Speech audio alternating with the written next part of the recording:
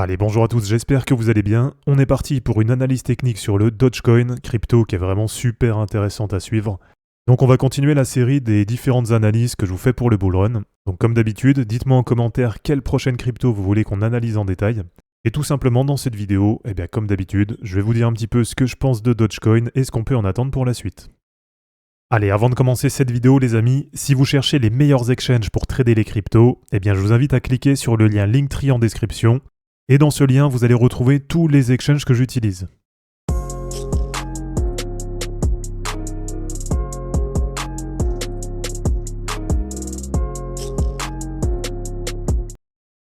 Bon, déjà, il y a quelques semaines, voire même quelques mois maintenant, je vous avais donné un signal d'achat sur Dogecoin.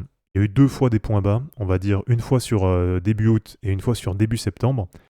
Et si vous aviez suivi à l'époque, je vous avais donné un bon signal, comme quoi je pensais qu'on avait enfin touché le point bas à la suite à cette correction. Et on était à ce moment-là autour de 0,09. Et de mon côté, ce que je visais, c'était environ 0,22. Donc là, vous voyez, on est parti beaucoup plus haut. Et on a un point haut avec quand même une mèche qui est assez importante. Donc ça nous fait un point haut qui est autour de 0,44. D'accord, donc à peu près 0,09 à 0,44. Donc en à peine 2 mois, on est à peu près sur du x5. Et on a maintenant Dogecoin qui est 7ème au classement parmi toutes les cryptos et qui est quand même valorisé 55 milliards de dollars. Alors déjà, si on dézoome un peu, et si on regarde un peu par exemple sur le dernier bull run, sur 2020-2021, donc si on essaye de transposer, aujourd'hui, en novembre 2024, on doit se situer normalement comme à l'époque en décembre 2020. Et en termes de perf, voilà, si on prend par exemple ici, donc début novembre 2020, on avait Dogecoin qui était capitalisé 336 millions de dollars. Et fin décembre 2020, autour de 585 millions de dollars. Donc là, vous le voyez sur 2020-2021, et notamment sur avril 2021, donc ça avait été vraiment explosif, ça s'était fait en pas longtemps. On avait Dogecoin qui était allé faire son point haut, et qui était allé chercher un market cap d'à peu près 90 milliards de dollars. Donc là, si on le passe par exemple en paire BTC, vous allez voir que c'est aussi là que c'est intéressant. Puisqu'à l'époque, c'était quand même vraiment plat, voilà, il n'y avait pas beaucoup de mouvement par rapport à Bitcoin. Et derrière, on a vu une première vague d'impulsion haussière sur le mois de janvier-février, une petite correction, et derrière, comme je vous dis, ça s'est fait vraiment en quelques semaines, avec cette fois en paire BTC, donc une surperformance par rapport à Bitcoin, était à peu près de l'ordre d'un x13, x14. Alors, on voit que depuis, c'est quand même parti en dynamique baissière, et pour l'instant, il n'y a pas encore vraiment de retournement de tendance. Donc même si on dit que là, sur le cycle actuel, la tendance, elle est quand même plus sur les mêmes coins, etc., bien pour l'instant, depuis la TH, ça reste quand même dans une dynamique qui est plutôt baissière, avec des points bas qui sont toujours plus bas, et des points hauts sur la paire BTC qui sont aussi toujours de plus en plus bas. Donc pour l'instant, pas de vrai retournement de tendance, ça déjà c'est la première chose. Mais bien sûr, là si on doit se placer à partir de maintenant, je pense qu'on aura quand même une meilleure performance sur Dogecoin que sur Bitcoin. Et globalement, sur les mêmes coins, je reste quand même assez bull, assez positif, quand on voit un peu la dynamique qu'on a là sur les derniers mois. Et alors là, ce qui est positif, toujours pour rester en paire BTC, que je pense que c'est important déjà de regarder Dogecoin face à Bitcoin, on a quand même un signal qui est important, que pour la première fois là depuis qu'on est en dynamique baissière, on a la récupération de la moyenne mobile 200 hebdomadaire. Alors dans le même temps, si on va sur Ishimoku, voilà, on avait un nuage qui était vraiment super fin, donc contrairement aux semaines précédentes, où on voit qu'on avait un nuage qui était vraiment épais, et là ce qu'on a eu c'est un nuage vraiment très fin, avec du coup Dogecoin qui en a profité pour passer à la hausse. Et donc là, c'est vraiment positif, puisque ça veut dire que sur Ishimoku, face à Bitcoin, pour la première fois depuis très longtemps, on voit que même là, ça avait échoué à repasser le nuage. Et en tout cas, c'est la première fois, comme je vous dis, depuis 2-3 ans, on a Dogecoin qui repasse au-dessus du nuage, et donc théoriquement, qui peut repasser haussier face à Bitcoin. Alors, si on passe sur le Dynamic Rainbow 50 et qu'on le laisse du coup sur la paire Dogecoin BTC, là, on a quand même un léger surachat de Dogecoin face à Bitcoin. Donc on va dire qu'à court terme, il faut peut-être s'attendre à une légère correction, ça paraît assez logique. Et si on revient sur notre paire Doge USD, là ce qui est intéressant, c'est que si on reprend du coup les mêmes indicateurs, on a eu la récupération de toutes les moyennes mobiles en paire USD.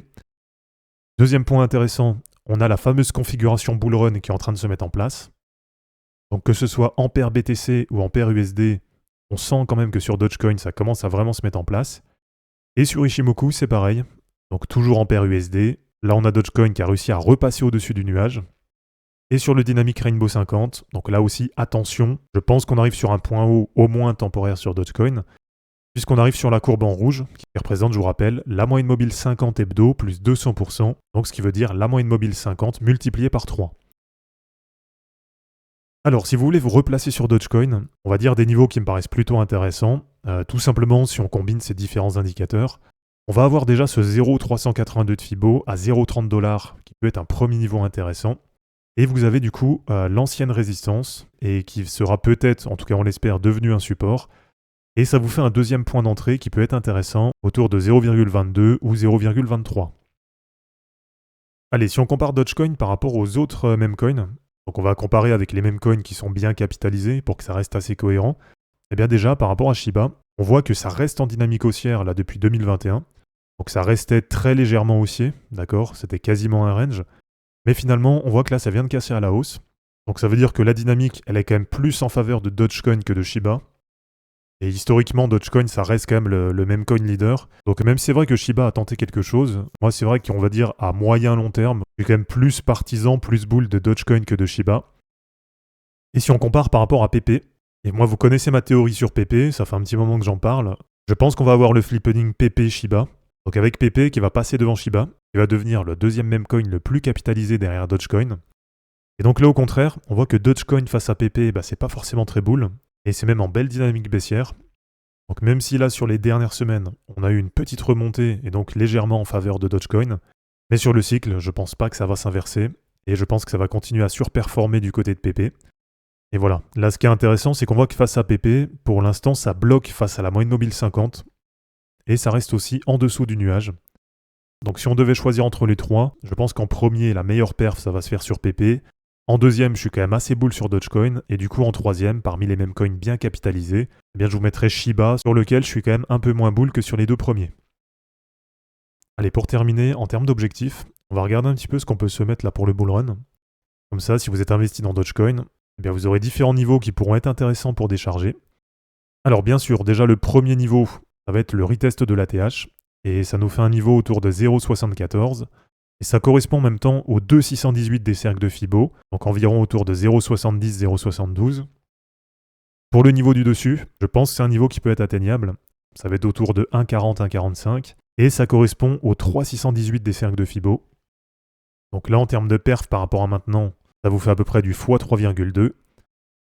Et le niveau suivant, toujours sur les cercles de Fibo, mais là, ça me paraît quand même un peu plus compliqué pour l'atteindre. Là, on arrive cette fois entre 2,90 et 3 $.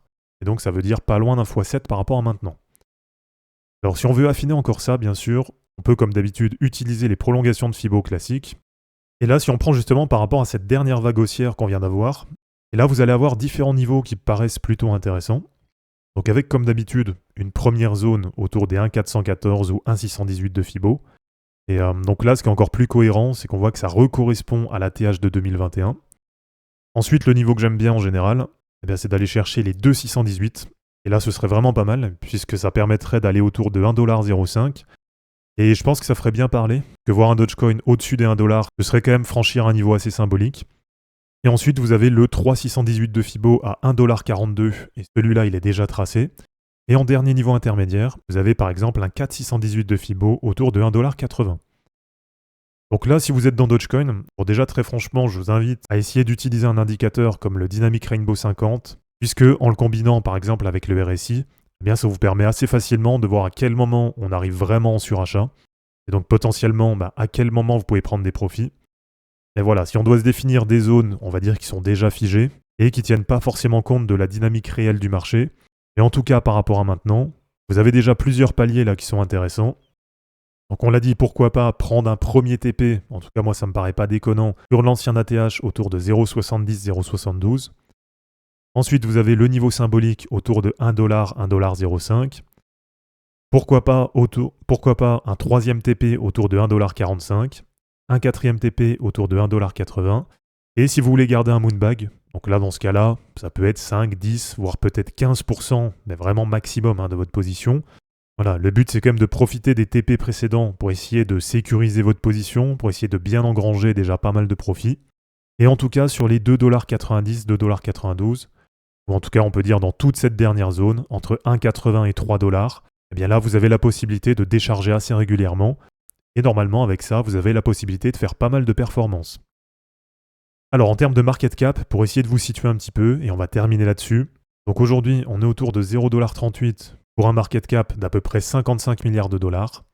Et donc si on se projette un petit peu, allez, si on va sur les 1$ par exemple, ça fait à peu près fois 2,3 par rapport à maintenant, ce qui voudrait dire à peu près 125 milliards de dollars de market cap. Alors par exemple pour les 4,618 de Fibo à 1,80$, ça fait à peu près fois 4,7 par rapport à maintenant, et ça nous ferait à peu près 260 milliards de dollars de market cap. Donc là c'est pour ça, je pense que le mieux c'est quand même de prendre des profits déjà bien avant, que ça paraît quand même être des zones qui sont assez élevées et potentiellement assez difficilement atteignables. Et pour le dernier niveau, donc si ça atteint à peu près 2,90, 2,92, allez, par rapport à maintenant, ça fait à peu près du x7,5, et ça nous fera à ce moment-là un peu plus de 400 milliards de dollars de market cap pour Dogecoin. Donc voilà les amis, c'est terminé pour cette vidéo d'analyse technique sur Dogecoin, j'espère en tout cas que ça vous aura plu. N'hésitez pas à me dire en commentaire quel autre crypto vous voulez qu'on analyse pour essayer de définir son potentiel pour le bull run. Et n'hésitez pas à aimer cette vidéo, à la commenter et à vous abonner pour en suivre d'autres. Je vous rappelle que dans la description de cette vidéo, vous allez retrouver tous les liens utiles et les liens pour me soutenir. Et je vous dis à bientôt pour une prochaine vidéo. Ciao!